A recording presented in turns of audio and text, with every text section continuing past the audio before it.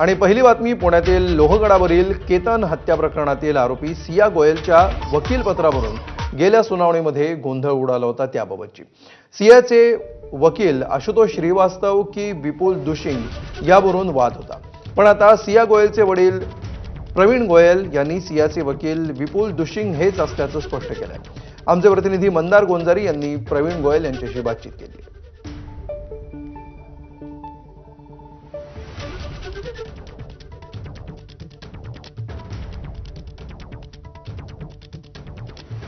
सिया गोयलचे वडील प्रवीण कुमार गोयल आहेत, जे पुण्यातील मार्केट यार्ड मधील त्यांच्या दुकानामध्ये आलेले आहेत।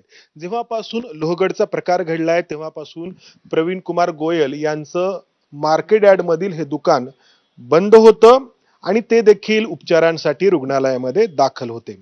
सर, पहिला प्रश्न की आता तुमची कुटुंब म्हणून काय भूमिका आहे सियाच्या बाबतीत? मी ट्रेस्टमध्ये आहे, मी काही सांगू शकत नाही। बाकी आपल्याला जर काही एक वकीलचा विचारायचं असेल तर तेवढा विचार। वकील तुम्ही नक्की कोण दिलेले आहेत? आम्ही विपुलजी सर दिलेले आहे। आशुतोष श्रीवास्तव मोठे नाव आहे। आम्ही त्यांना काय दिलं नाहीये, हायर काय केलं नाहीये आणि काय सिग्नेचर्स वगैरे जे माझी पोरींनी दिली असेल तर त्यांना काय माहित नव्हतं। एवढं त्यांनी सिग्नेचर दिली असेल ते मी मान्य करतो, पण आम्ही त्यांना काय हायर नाही केलंय। आमचे जे केस लढणार ते विपुलजी सर लढणार आहे शेवटपर्यंत आणि त्यांना आम्ही हा केस दिलाय। ते जे श्रीवास्तव आहेत, मग त्यांनी फसवून सही घेतली का? मला काही माहित नाहीये, त्या संदर्भात मी काय बोलू शकत नाहीये।